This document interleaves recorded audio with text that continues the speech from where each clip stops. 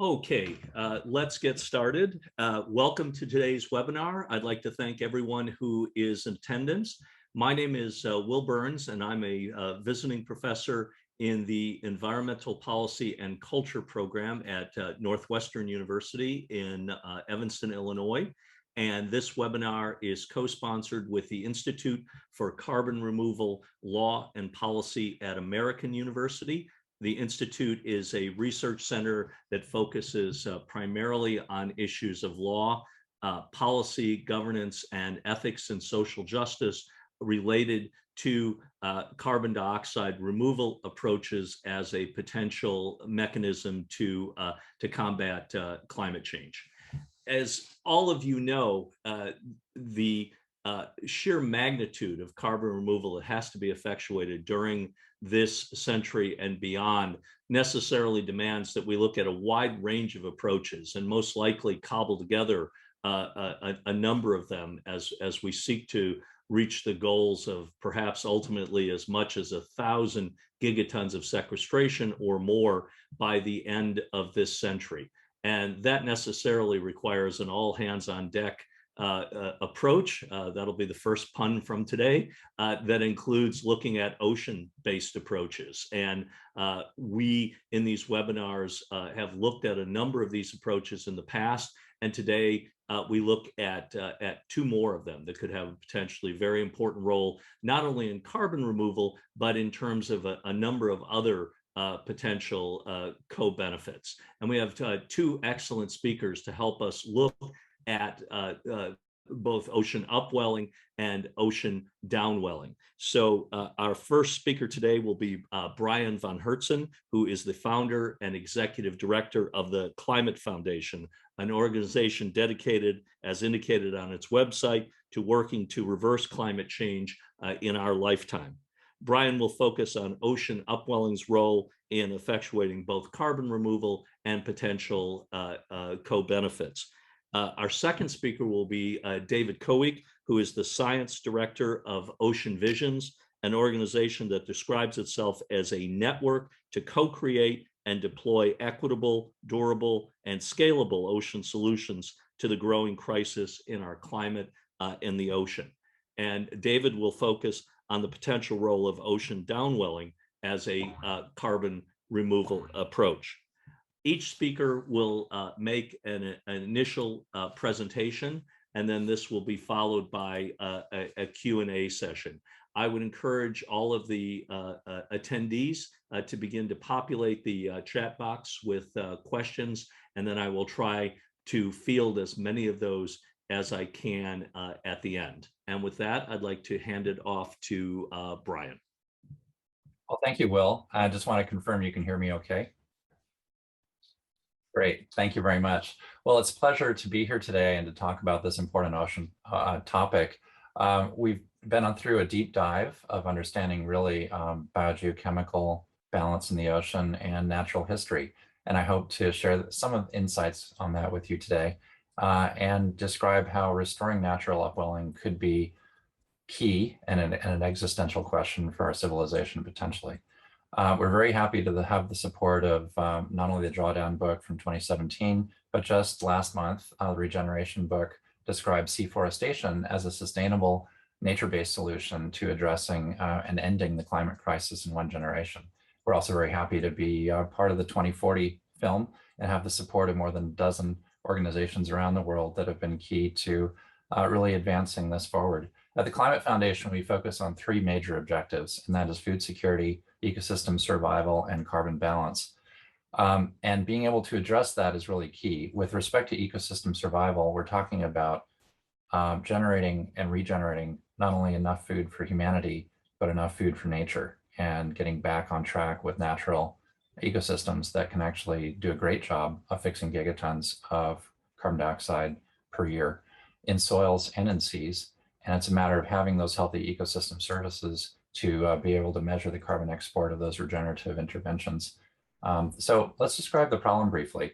My good friend Tom Chi told an interesting variation on the story of the ant and the grasshopper, and I'll share that briefly with you. I was surprised to learn from Tom that the biomass of ants on the planet approximately equals the biomass of humanity on the planet. And what's interesting about that is that the ants, while we eat maybe 3% of our biomass per day, the ants eat 30% of their biomass per day. So the ants are going around eating 10 times as much as humanity. And yet, I would claim that the ants do a pretty good job of regenerating and providing ecosystem services so that they're able to regenerate a lot of those ecosystem services and be able to actually enable ecosystems to thrive on the terrestrial areas. Whereas for some reason, we're eating 10 times less as humanity, but somehow our extraction, if you will, of that food tends to collapse ecosystems. And so I would just pose the open question, how could humanity behave more like ants and less like grasshoppers? And so that's an interesting question that I hope that we can get into further today. With that in mind, let's consider the problem today and how we might be able to address it. So I've researched recently the 4 horsemen of the apocalypse. And sadly, when you study the fall of civilizations around the world over the past millennia, any one of these 4 have been sufficient historically to actually wipe out existing civilizations. What's a little concerning to me is realizing that we're at the brink of perhaps all 4 horsemen, which is really kind of a daunting existential threat. We have the pandemic plague today. We have climate disruptions today and the associated natural disasters. We may be at the brink of war if we're not careful and if we don't do a lot of talking and conversation with each other. And famine is the outcome of collapsing our terrestrial ecosystems and collapsing our oceanic ecosystems. So I hate to be the harbinger of bad news, but we're business as usual. We're going to hell in a handbasket. So, and we've got plenty of evidence of that from the last years of fires. I'm sitting here in Queensland, Australia, and we had horrific fires in the last 2 years that seem to affect a significant percentage of the forests. We have droughts where there were lakes. We've got severe production problems. And we're looking at floods in places like Louisiana, where they're still trying to recover from the latest hurricane, largely induced by global warming in some ways, which also have been attributed with fish kills and coral bleaching.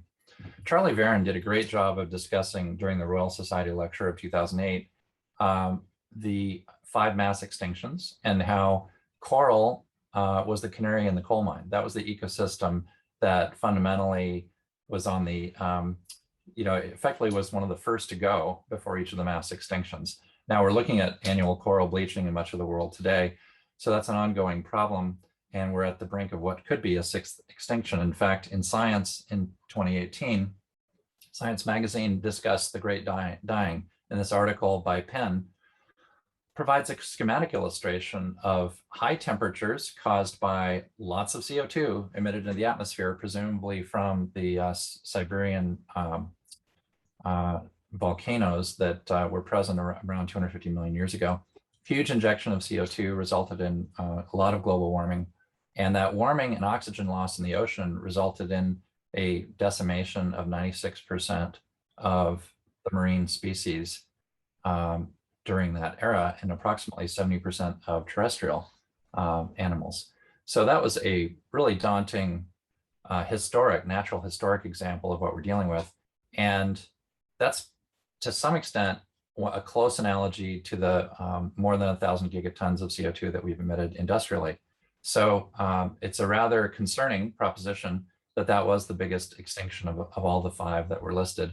And we're looking today at 93% of global warming going into the oceans. And has already been demonstrated here in this paper in Nature Climate Change, the stratification of the oceans. This is an interesting schematic. The Southern Ocean is shown here, and this giant Southern Ocean turbopump goes around Antarctica and causes lots of convection, and that's really significant. Now, this is the Pacific Ocean branch, the Atlantic Ocean branch, and the Indian Ocean branch. The brown means increased stratification. And this is important because stratification is a barrier to upwelling. It's warm water sitting at the surface, preventing upwelling to the surface. And that's how algae have historically produced more than half the oxygen we breathe, is with that upwelling. So our challenge and our opportunity, this is just since 1960. we've seen 5 to 20% increase in stratification, which is exactly the sort of thing that could have been happening during the Permian mass extinction, resulting in a loss of oxygen created by those algae. So our challenge and our opportunity is try to address this climate disruption and what I'd call a nutrient value chain gap, which is that pre-industrially, we had plenty of upwelling, and that was enough to drive kelp forests and microalgae alike to high productivity levels. Now we're looking at a stratification scenario that results in long-term deoxygenation, enlargement of the oxygen minimum zones, and serious concerns overall. We see that to some extent here in this picture that shows some of the chlorophyll and the ocean desert areas, which in fact are getting larger in recent decades. And that results in lower fish productivity because there's less plankton for fish.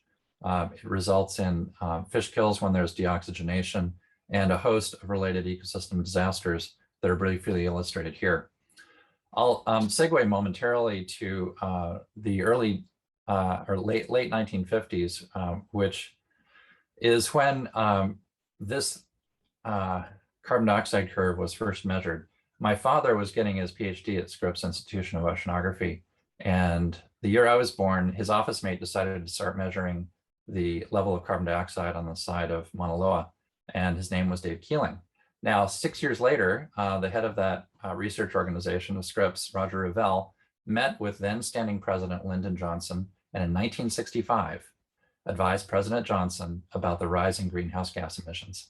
That's how long our federal government, and in fact, our presidential administration has known about the problem since 1965. So it's a bit over half a century of awareness of the CO2 challenge. And we have to look at how we've done during the last half century to actually get things back on track. And I think that's pretty critical, especially given this juncture. I'll also note some of our kelp forests, which pre-industrially were nearly 1 kilometer wide and extended from Central California to past the tip of the Mexican border. That in 1853, 1888, we had continuous kelp forests until 1939, where the siltation and runoff from farming actually caused a decimation of the kelp. And that's because the juvenile kelp didn't have enough light to grow up some 25 meters below the surface. And that resulted in a discontinuous kelp. So sadly, no one alive today has a living memory of the kelp forests that were in the 1800s.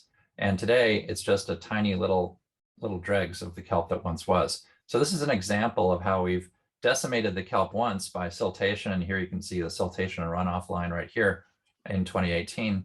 And secondly, because of a big warm blob that occurred, and we had in 2008 healthier kelp in Northern California. By 2014, a warm blob descending down from Alaska. By 2015, a strong El Nino, with a result of a loss of 93% of the Northern California kelp forests off Northern California. So these California kelp forests have seen 2 decimations over the last century in there, with a loss of perhaps more than 1,000 square kilometers of kelp on the West Coast. That has consequential effects of a decimation of the sardine population, decimation of the pinnipeds, and loss of seabirds. And we asked the question, is there something that we could do to regenerate kelp forests back to their original pre-industrial scale? We can document in Tasmania a loss of hundreds of square kilometers, and off Western Australia, more than 1,000 square kilometers of loss as well. So globally, we're looking at a comparison to pre-industrial loss of having lost several thousand square kilometers of kelp forest. And the question is, how do we bring it back? So we have a blue carbon opportunity, and that is in the ocean today, there's 45 times as much carbon as the entire atmosphere. So if you took all the carbon out of the atmosphere and you distributed it uniformly through the, you would change the level of carbon dioxide in the ocean by less than 2.5%. And that's a significant, that's a small amount if the biological pump is doing a good job. We have 4 traditional blue carbon ecosystems: mangroves, seagrasses, salt marshes, and kelp forest. And in particular, we look at the kelp forest because it has some of the highest carbon fixation rates per square kilometer per year of any ecosystem that we've measured so far. So it's very encouraging. There have been some papers recently on ocean impacts and the potential that seaweed that sinks down 300 meters has a median time to outcropping that can exceed a century. And if it sinks past 1,000 meters, there's some evidence of close to 1,000-year time scale median time to outcropping, which means that there's a potential for multi-century sequestration, and the United Nations provides a carbon credit for sequestration approaches that exceed a century. So the approach that we've been considering is that pre-industrially, there was plenty of upwelling due to wind shear with a normal water temperature. With the high temperatures, the thermocline is deeper, the temperatures are higher, and it's an energy barrier to having the same level of upwelling. By using marine solar, wave, and wind energy, we can actually restore naturally upwelling on a kelp forest or a seaweed farm and effectively regenerate those ecosystem services to ensure replete production of kelp forest and associated ecosystem services that can be done offshore within the exclusive economic zone of any of a number of nations. And that can potentially get us back on track to have a healthy kelp forest and work towards a healthier climate where we've got habitat for fish, we've got food security, we potentially have slightly cooler mixed layer, and that could enable us to actually regenerate a lot of these ecosystem services. The kelp does a very good job of fixing carbon, and this is too small to read, but the carbon to phosphorus ratios for seaweeds exceeds that of macroalgae quite a bit, and the net result is a factor of 2 to a factor of 7 net sequestration potential. Water gets upwelled at 106 to 117 to 1 carbon to phosphorus ratio. It gets fixed at 220 to 1 for giant kelp, and all the way up to 800 to 1 for some red seaweeds. And then that can be used for food, feed, and fertilizers. And whatever residual kelp that either falls off the kelp forest or a residual kelp that sinks can actually sink carbon at a ratio that could be 2 times or higher than that at which it's upwelled, comparing carbon to phosphorus. So there's a net carbon export that occurs, and we can quantify that and measure it over time. And ultimately, we think that it's possible that with less than 1% of one ocean, this approach could potentially feed the world, regenerate life in the ocean, or remove at least a gigaton of carbon dioxide. We have several phases that we're using to actually get to that successful outcome. I'm very happy to say that we're in phase 3 at 100 square meters operating today, scaling towards a hectare in the coming months and next year or two. It appears that given the fixation rates that we're seeing with kelp right now, that several thousand tons of seaweed can produce and several thousand tons of carbon dioxide per square kilometer per year can be fixed. In addition, the fish harvest can be several hundred tons per year, which can be economically highly valuable as well. There are coral bleaching benefits as well, which we won't get into too much detail, but there's plenty of evidence that up in this orange zone where there's less mortality, internal waves have been irrigating these environments with some deep water inundations from time to time. We modeled that in American Samoa, and surprisingly, we were able to get these corals to reverse their bleaching within 24 hours with a 0.5 degree Celsius reduction in temperature over peak summertime temperatures. So we're very happy to see those results. We also note with interest that there are plants like Azolla that in freshwater environments can provide a freshwater permaculture, feed for livestock, and ultimately these Azolla plants were responsible for most of the oil that was laid down in the Arctic and were responsible for sinking perhaps hundreds, if not thousands of gigatons of CO2 over a relatively short time frame geologically. So that's an area to look forward in the future. I will quote David Attenborough when he said, it's surely our responsibility to do everything within our power to create a planet that provides a home not just for us, but for all life on Earth. And we note with interest that kelp forests don't burn. And so if we put infrastructure and energy into kelp forests, it might survive fires to come. There's a fundamental intergenerational equity question, and that is, if you had an airplane with a 5% or a 1 in 20 chance of crashing, would you ever put your children on it?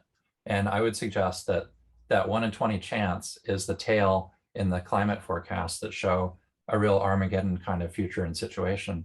And do we really want to, we're requiring our children and grandchildren to get on that plane, and wouldn't we want to minimize the chance of that plane crashing?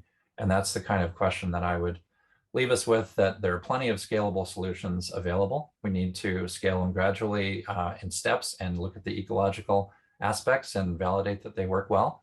But we need to move expeditiously because it's been more than half a century since the US government has had this information. It's been 30 years since Rio. And we've got maybe a decade to implement these solutions, and enormous investments are needed. Probably the biggest risk is doing nothing. And I thank you for this opening and look forward to the conversation. Great. Thank you very much for that, Brian. And now we'll turn it over to David. Very good. Thanks for that, Brian, and thanks, Will. I'm just setting up screen share. Just give me 1 second. Okay, are you all seeing my screen? Great. Thanks so much, everyone. Thanks, Will, for the invitation, and thanks, Brian, for a great overview on artificial upwelling. For those of you who don't know me, my name is Dave Kowick. I'm the science director of Ocean Visions, and as Will said, Ocean Visions is a new network that's formed primarily in the US, but with global ambitions. And this network is really trying to scale ocean solutions by creating a pipeline to move ideas out of research universities and laboratories and into the real world by linking up the talent and capacity of universities and research institutions with the civil society partners that are needed to scale those solutions. And our first big focal area, as many of you know, has been around ocean-based carbon dioxide removal. And so I'm really, really touched and really honored to be joining you all today to talk about what I see as the challenges and opportunities for artificial downwelling. So this artificial downwelling is going to kind of build on the things that Brian was talking about. You know, artificial upwelling is bringing new water up to support new life. And then the question is, what do you do with it? And that's where artificial downwelling comes in. So many of you have, maybe some of you have heard of artificial downwelling, maybe some of you haven't, but artificial downwelling is, we're going to define it here as the engineered downward vertical currents to enhance sequestration of carbon in the deep ocean. And many of you know that carbon in the ocean follows two forms. You have what's called an inorganic form, that is kind of a mineral-based form that includes things like CO2 gas and bicarbonate. And then you have organic carbon, carbon that's locked up in the tissue of algae.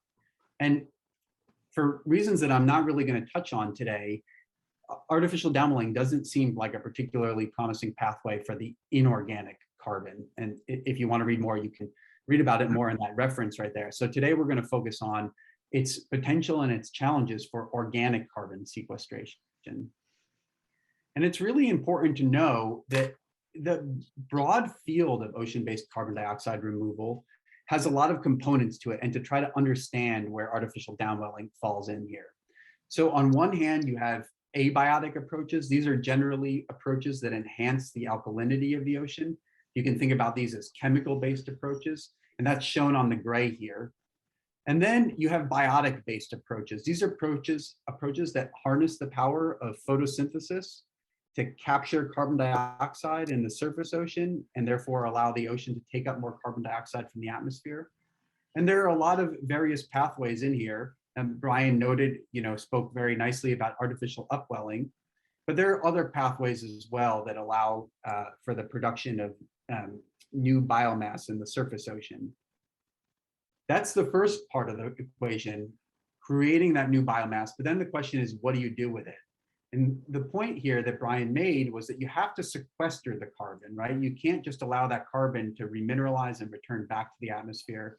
So how do you sequester it? And there are a number of sequestration pathways, but some of those that have been considered include moving that carbon to the deep ocean. And that's where artificial downwelling comes in. So in this entire landscape of options and opportunities here, artificial downwelling is one small piece of the puzzle. Why might we think about artificial downwelling? I think it was actually really shown here in this figure of a recent paper that came out by Dave Siegel et al. In Environmental Research Letters. And it's a complicated figure, so give me a moment to walk you through it. But basically what they did was they looked at how long, how much, if they were to bury carbon in the deep ocean at various depths, how much of that carbon would stay there after 50 years.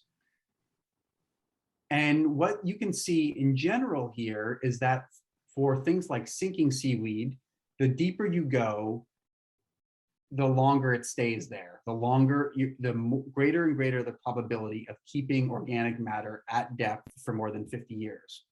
But they also ran this other scenario. They ran the scenario that I'm highlighting here in this box. And this says, what happens if we just increased surface production in the ocean and allowed that algae to fall through the water column, how much of the carbon would be sequestered after 50 years? And the answer is, in general, very little of it, less than, in many parts of the ocean, less than 20 or 30%. In fact, it's kind of equivalent to just burying the carbon at only 200 meters, not that 1,000-meter plus depth level that Brian was referencing earlier. And so the takeaway here is that if you want to sequester carbon on centuries to millennial timescales, you have to find quick ways to get it to the deep ocean if you're looking at biotic-based pathways. So given all that, as far as I know, artificial downwelling for carbon dioxide removal has never been tested. There has been some work in the coastal ocean to use the same technology to restore the oxygen levels in hypoxic dead zones. And this was perhaps most well shown in this experiment, this field experiment in the Baltic Sea, where they artificially downwelled over several years. And they were able to replenish those oxygen levels for short periods of time, but the appearance of hypoxia returned when artificial downwelling was shut off. And if you dive into this paper, one of the things that they were able to say was that, well, the reason that artificial downwelling worked is actually because we changed the currents. We changed the structure of the three-dimensional currents in the ecosystem. And that's an inherent property of artificial downwelling. Why? Because I'm getting some background from somewhere. Let's see. Some ringing. Okay. Hang on there. Okay, we're good. Okay, the reason that you have the changes in these ocean currents is because water is incompressible. And this has a really important implication for artificial upwelling and artificial downwelling, which is that you generate compensating flows. So if you artificially upwell, you're going to generate a downwelling compensating flow. And if you're artificially downwelling, you're going to generate a compensating upwelling flow. And that has an important property in terms of how we might think about carbon dioxide removal, because there's a risk to those compensating flows. And the risk is that you mix the carbon that is in the deep ocean with the carbon that's in the surface ocean. So here we're seeing this really nice schematic from the last IPCC assessment report, the 5th assessment report. And it's showing that there's so much more carbon in the deep ocean than there is in the surface ocean. So the consequence of these compensating flows is that you might mix between the deep ocean that's really good at storing all this carbon and the surface ocean that doesn't have too much of it. And if you mix a reservoir that has a lot of carbon with a reservoir that doesn't have much carbon, the net effect is that you might send some of that carbon from the deep ocean into the surface ocean, where it can then exchange with the atmosphere. So the risk of doing this is that you might offset some or all of your gains from artificial downwelling via these compensating flows.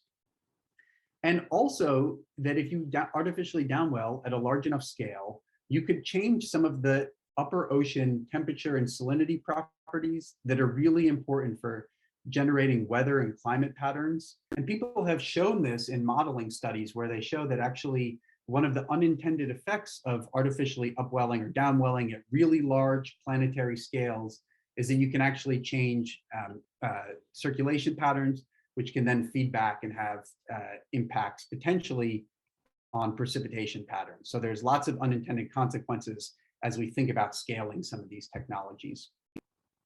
One of the things I think that's been really nicely suggested is potentially coupling artificial upwelling and artificial downwelling. And so I'm just showing here a design schematic from Ocean-Based Climate Solutions where they're talking about having a coupled upwelling and downwelling pipe. And I really see this as having a unique opportunity, but also a challenge. The unique opportunity is that you might reduce the risk of some of these compensating flows, but if you're not allowing your newly upwelled water to be exchanging with the atmosphere and capturing new carbon from the surface ocean, then you might just be running a conveyor belt while you're looping this water between the surface ocean and the deep ocean without allowing for any exchange with the atmosphere. And that's really important because it's that exchange with the atmosphere that is carbon dioxide removal. If you don't allow the oceans to take up more carbon dioxide from the atmosphere, you might be increasing and accelerating this natural cycle, but you're not net taking up additional carbon dioxide. So when we think about artificial downwelling, I think it's really important to think about it in relation to some of its the alternative options. So one option that I alluded to earlier in the talk is growing macroalgae at large scales, like what Brian was talking about, and then intentionally sinking that macroalgae to the deep ocean. Another would be to do things, natural things, that trigger the formation of larger aggregations of microalgae and that lead to higher sinking rates that help get that material to the deep ocean faster. So there's some projects underway. There's a project coming out of Croatia. There's another project that's coming out of Dartmouth College. Both of these, I think, are really exciting, but they're at incredibly low levels of technology readiness. And so they'll need a lot more development before we could really consider them as true alternatives against artificial downwelling. I'm often asked what I think are some of the most critical needs for the development of the field. And I would say one is that we really need to move to the point with artificial upwelling and artificial downwelling where we're testing things at a quote unquote farm scale. And what I just mean here is networks of these pipes that are operating. You know, there's a rich history actually of testing artificial upwelling, but almost all of these experiments are single pipe experiments. And there's good reason for that. It's really hard to do things in the open ocean. But the way that everyone envisions these at large enough scales to have climatic relevance is operating as a network or at a farm scale level. And we need to basically be doing the field trialing and the technology development that can get us to the point where we can do that. We need new tools, and by tools, I mean this generally, both hardware and software that allow us to do the monitoring, reporting, and verification to understand the net additional carbon sequestration of these activities. I think that's really key, and it's going to involve the integration of really high spatial and temporal resolution observations with really high spatial and temporal resolution models. Because in order to quantify additionality, you need the observation of what is, and you need the really high resolution estimate of what would have been in the absence of that activity. And the difference between those two is your additionality. I think I have a number of other sort of topics or food for thought that touch on many of the other dimensions beyond the science and engineering that I think are going to be important for governing this field. So that is, you know, if we're going to be thinking about doing this at really large spatial and temporal scales for climatic relevance, how might these compete with other existing marine spatial uses? So here, just for conceptual illustration, I'm just showing, you know, this map of transoceanic shipping activity and fishing activity. These aren't meant to be kind of diagnostic or analytical, but just to illustrate that there's other really active, huge commercial uses of the ocean that are going to need to be balanced against the need for artificial upwelling and downwelling at large spatial scales. From a governance perspective, you know, food for thought for lawyers, I think, is does the organic matter burial that comes from artificial downwelling trigger any concerns or any questions or any considerations under the London Convention and the London Protocol that govern the dumping of organic matter in the ocean? And then, you know, generally just from a social licensing perspective, a lot of these activities are very equipment heavy. You know, we're talking about pipes that extend hundreds or sometimes, as people envision them, thousands of meters into the ocean. This runs the risk of lots of potential for marine debris. And so how do local communities assess those risks relative to the benefits of any potential action? And finally, the last thing I want to just leave off on here is that we can often all accelerate our learning curve by learning from adjacent fields. And it turns out that artificial downwelling in particular has an adjacent field. That is that civil and environmental engineers have been building wastewater outflow pipes for a long time. I'm just highlighting this textbook from 1979. And here they have this fundamental question: how do you downwell buoyant organic matter in a way such that it doesn't come back to the surface and affect the livelihoods and human health of coastal communities? And so there's a lot, I think, that could be learned from their efforts so that we can increase the potential efficacy of any artificial downwelling design. So with that, I'd just like to say thanks for this opportunity to speak, and I'm really looking forward to the panel discussion.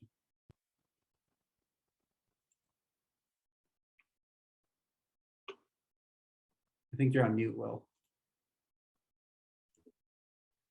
Thank you to both of you for those excellent presentations, and we'll now move to the question phase. And our first question, David, to some degree anticipated the question, so I'll ask maybe Brian to start, and then David, if you have anything else to ask. The question is, what are the key unknowns for utilizing ocean upwelling and downwelling for CDR, and what needs to be done to overcome them? It's a good question. There's a couple of unknowns. Some of them are applied and some of them are basic science. On the basic side, once we get the seaweed sunk, and we in fact have just recently this quarter received funding from the Australian government to collect and track the sinking of seaweed past 300 meters. And so we will be doing our first experiment where we don't actually have to downwell the water. The seaweed itself will be denser than water when the pneumatocysts are popped. And as a result, that seaweed can sink and track. It's just a matter of days to the seafloor. Over time, Carlos Duarte estimates that 11 to 30% of that seaweed that hits the seafloor could actually be buried by sediments. Perhaps a third of it would be eaten by fish and other benthic fauna. And maybe a third would be respired by microbes, the microorganisms. So that latter 2/3 is all going into carbon dioxide at depth, dissolved in the abyssal water. And so the critical question is, what's the median time to outcropping of that abyssal water to the surface again? Now, it's something very interesting. We can measure the radiocarbon dates of water off, let's say, the coast of Australia at around 1400 years age, and off the northwest coast of the United States at approximately 2200 years of age. So there's approximately 800 years of radiocarbon age difference in the abyssal waters moving from, let's say, the Southwest Pacific to the Northeast Pacific. So that provides some evidence that the median time to outcropping might be many centuries before it comes back. One of the key variables that we will need to constrain better going forward is going to be what's called diapycnal mixing. And what that is abyssal water will is very dense and it remains dense, but there's a little bit of mixing that occurs with the less dense water, like from 4,000 to 3,000 to 2,000 meters deep. And that level of mixing will determine the median time to outcropping of that water. And we're working in early discussions with groups like NOAA and others to develop maps globally of the median time to outcropping of abyssal waters so that we can understand where are the safest places to sink seaweed naturally or intentionally. And then how can that provide, let's say, a greatest degree of permanence and helping to regenerate the natural biological cycles. So I think this better understanding as we go forward of diapycnal mixing will be very helpful. But I will quote Rio 30 years ago, principle 15, which is that do not let scientific uncertainty be a cause for inaction. We can certainly build a hectare of offshore marine permaculture, deep water irrigation, test it and invite marine ecologists to come and analyze the effects on a very local scale. With that in place, then that can provide critical information that's needed to know how much kelp actually falls off naturally from that regenerated kelp forest offshore, and how much residual seaweed can be sunk that's not used for food, feed, and fertilizer, and to what extent can that present an opportunity for centuries long of sequestration. There are more applied questions we need to answer as well, and they include techno-economics. Can we build a hectare or more that can sustainably provide food for humanity, food for nature, and perhaps provide drought resistance and heat resistance to our terrestrial crops? These are some of the early questions that we're validating right now, and fundraising to build towards that hectare and ultimately get to multi-hectare healthy industry that can help regenerate a healthy climate. Okay. Anything else to add, David, from what you had said before? I think that one thing that we have to wrestle with collectively is that there are no easy solutions here, and that for artificial upwelling and artificial downwelling to have a climatically relevant impact, I'm talking about hundreds of megatons to gigatons of carbon dioxide sequestration. We're talking about large portions of the ocean. And the environmental benefits of that might scale, but so will the environmental risks. And I think that's just an inherent thing, that the carbon dioxide removal quantity is going to be inherently linked with the environmental impact of these technologies. I think that's an important thing to remember. We cannot, there's no sort of have your cake and eat it too. You know, as we scale these for climatic impact, it's likely to have an outsized impact for the environment. I do want to emphasize that these really have not been field trialed sufficiently to document the environmental co-benefits and the environmental risks. And so, you know, one of my strongest recommendations would be that we, as quickly as possible, move to really controlled but replicable field trials that allow for just global assessments of these technology and their environmental efficacy and climate impacts. Okay, thank you for that. Brian, did you have your hand up? Yes. Just to follow up on that, you know, I think we definitely need to scale, and we need to do it in a way that's going to be responsible as we go forward. There's no reason we can't build a small scale, hectare scale seaweed for, you know, we've got 250,000 subsistence farmers in the Philippines alone that are each allowed to do a hectare. And those studies, coupled with deep water irrigation, can provide key information. And there's one thing related that I think David touched on that's very important, and that is, I didn't speak too much about downwelling, but downwelling occurs naturally near the poles, both Antarctica and the Arctic, and they're very important because they provide a high flux of oxygen to the abyssal ocean. That's what keeps the deep ocean oxygenated and what keeps it healthy and vibrant. So to ensure, it's important that we ensure that we can continue to have enough natural downwelling to make that work. David's correct that downwelling does drive the circulation, and upwelling does as well. And ensuring that we can have a healthy state of oceanic overturning circulation is really essential to ensuring a healthy ocean and a healthy climate.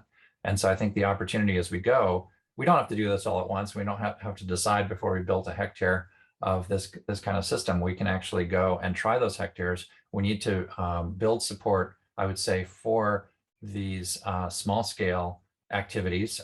Seaweed will be a $20 billion industry by 2025, but that's still a tiny drop in the ocean, maybe less than 2,000 square kilometers of cultivation right now. And so as we grow, we need funding for that, and funding for marine ecologists to study what are the effects. And as we go and scale, we'll be able to make integrated societal decisions about how far do we scale and how many gigatons do we try to restore and recover in the oceans. Okay, thank you for that, Brian. Question for you, Brian. How does upwelling contribute to unbleaching coral? Is it achieved in combination with kelp farming? It is. Actually, tropical seaweed farming is commonly used. The deep water is cold. And so when we upwell that deep water and draw down the nutrients with seaweed and macroalgae and microalgae, the mixed layer still remains cooler than it was before. Now, the water we're upwelling could be 10 degrees or 15 degrees Celsius cooler than the surface water. And the important thing is that lowering that mixed layer that the coral live in by just a fraction of a degree Celsius is enough to, in our experience, reverse the coral bleaching of branching corals in less than 24 hours. With some of the other corals, it may take weeks or months, but we can potentially protect those corals from the worst ravages of thermally induced photobleaching. For high value reefs on a limited scale, it's a band-aid until we get our carbon budget back in balance, but it sure beats the alternative of losing the kelp forest ecosystem, and along with it, 25% of all marine species that spend some part of their life cycle on the coral reef. Yep, thank you. Next question for either of you or both. Who do you contemplate might use these technologies? Countries that might be seeking to effectuate their NDCs, companies meeting national mitigation obligations, or private actors? And the clarification was, do you think these will be commercially important with a carbon price, or are they just good for the planet extras ultimately. David, I you want think- to start? Yeah, sure. Thanks. I think that lots of people love to do things that are good for the planet, and they also like to make money at the same time. So, I think that many of us who are working in ocean-based carbon dioxide removal have no doubt that the private sector will play a really important role in the scaling of any of these technologies.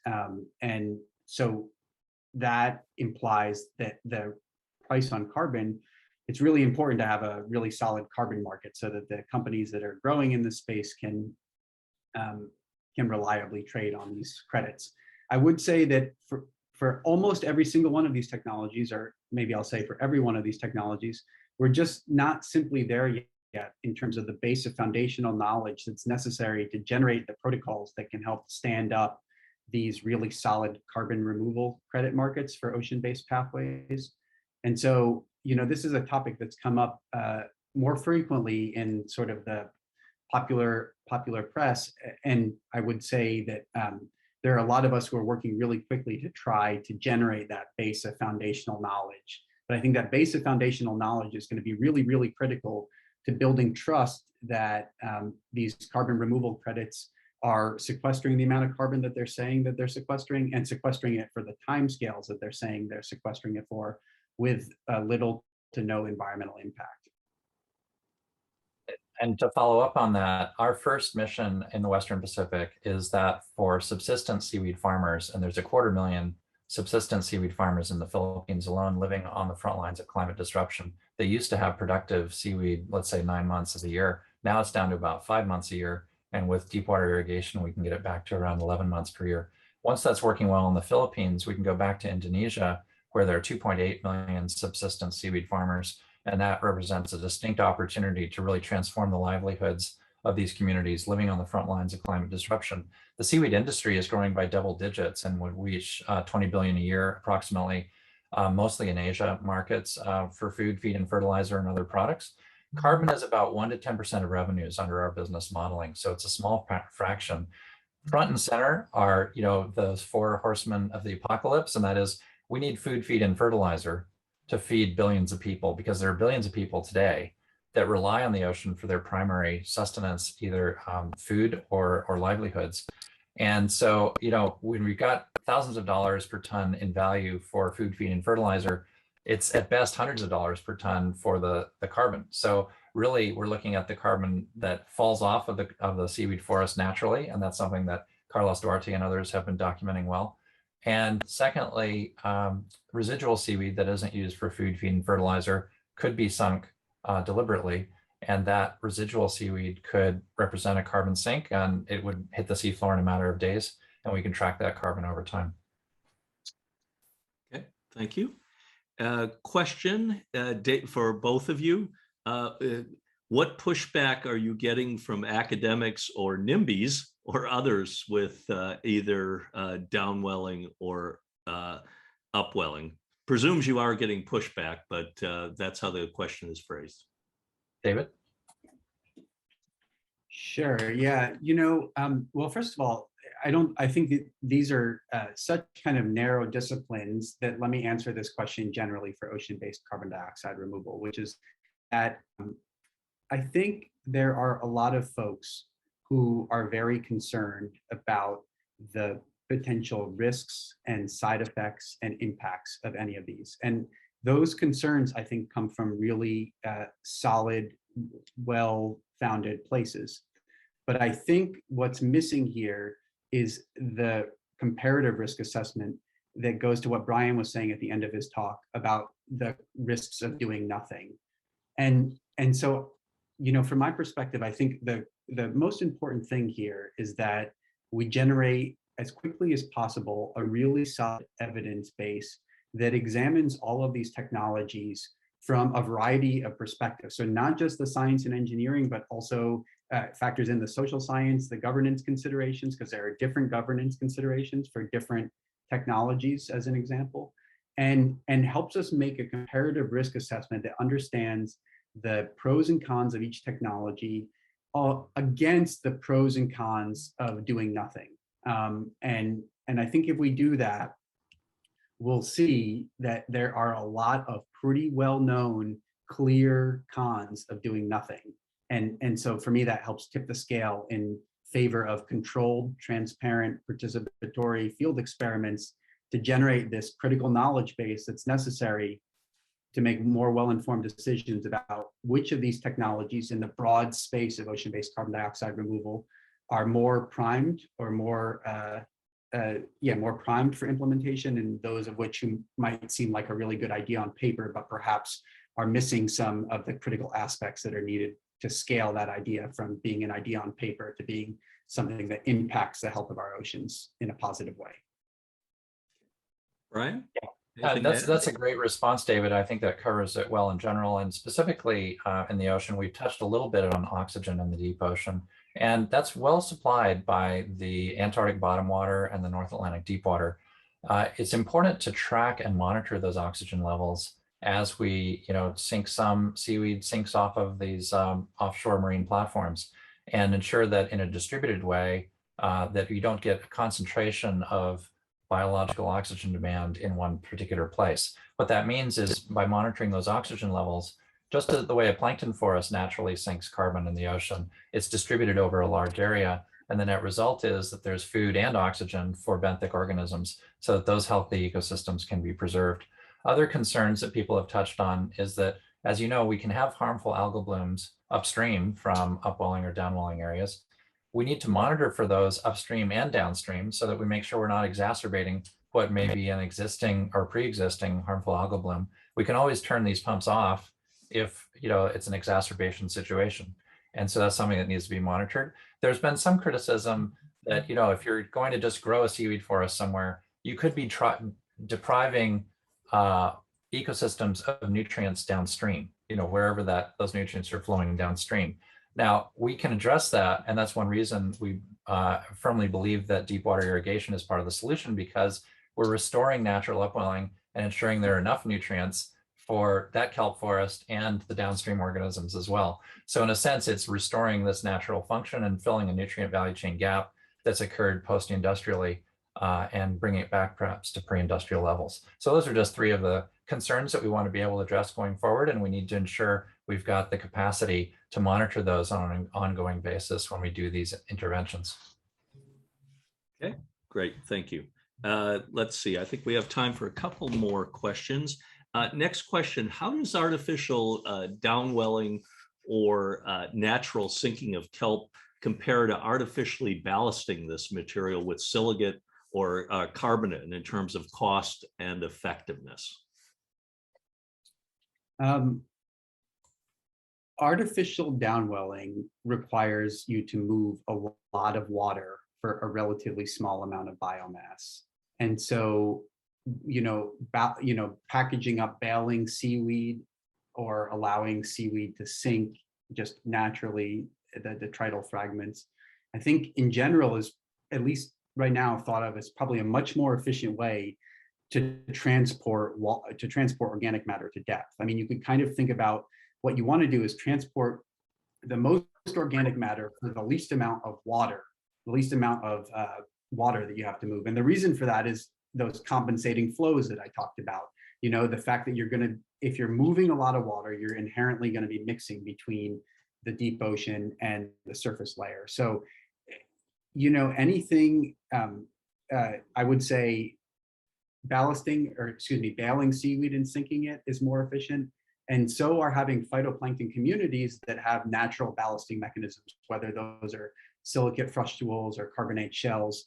If those are capable of getting the embedded organic carbon to depth faster, they are probably able to do so with potentially far fewer side effects than having to move a lot of water downward just to get a little bit of organic carbon downward. Yeah, that makes a lot of sense. And adding to that, it's interesting because we've got some seaweeds like kelp that have bubbles, and you have to pop them like you're popping bubble wrap.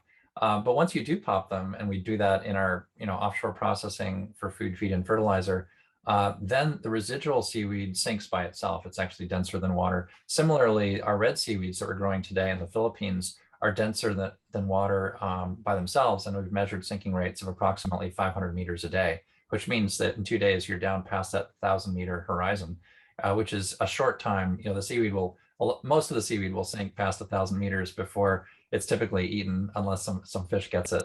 But that's the kind of thing that we can track and actually measure as part of the overall process. In a worst case where we needed to accelerate that sinking, baling and literally a burlap sack with some sand, is enough to sink it very quickly. And that's all biodegradable materials in the case of an organic burlap sack or something, and a little more sand on the seafloor. And so that would be a backup approach that could be very cost effective as well. And we're looking forward to testing that next year in the waters off of Australia. Okay, thank you. So I think we have time for one more question, and this is for David. How might it be possible for carbon credit protocols to validate the sequestration timescales?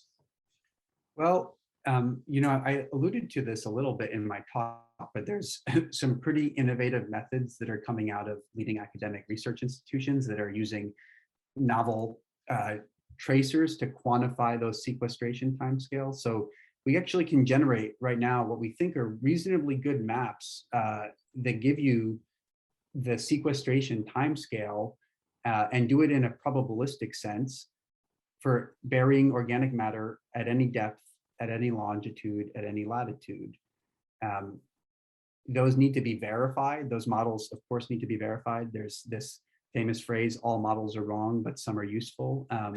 But I think this model just relies on basic ocean circulation. And so I think there's good reason to think that we would be able to validate this model. And if we're able to validate this model, then we can use the results from this model to pretty easily make some statements about sequestration timescales with some uncertainty bounds. I would concur with that. I think there's a great opportunity to develop ocean maps of the median time to outcropping across the oceans. And that forms a great basis for considering all the regions that may be suitable. And I think literally there are more than 100 big ocean nations that can ultimately ensure food security for themselves, regeneration of ecosystems, and measurement of carbon export of these regenerative interventions. Okay, great.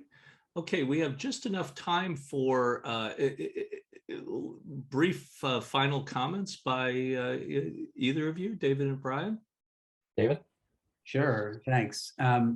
I just want to say thanks for having me, Will, and thanks for putting this together. And, I left an academic career about 1.5 years ago to start as the science director of Ocean Visions and really have dove deep into this field of ocean-based carbon dioxide removal. And I'm really amazed at the growth and interest in the field.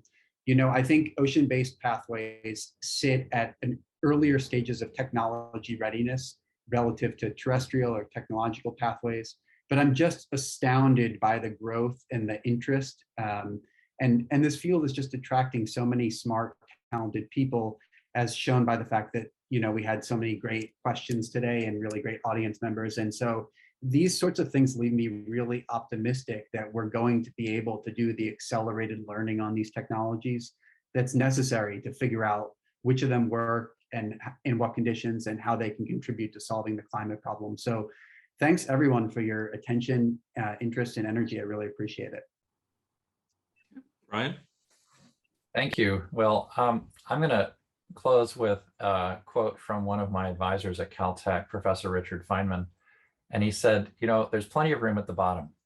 And he was referring to small machines, but I think it can apply equally well to the middle and deep ocean. The 97 to 99% of the biosphere volume is actually in the ocean in terms of habitable environment. And it represents an enormous opportunity to get the biological pump back on track to where it's actually healthy microalgae and healthy macroalgae can do a great job of fixing carbon and ultimately ensuring that biological pump continues into the abyssal, into the middle and deep ocean. And by ensuring that works well, I think we've got an opportunity to ensure that we can feed the world, avoid food riots, avoid water wars, and be able to ensure that we can work towards a healthy climate globally and work towards, at the same time, habitat for most of those 8 million species that are here on planet Earth along with us. And they don't get to vote, so I encourage us to vote. to ensure that we can regenerate a healthy climate for all the organisms on this planet. Great.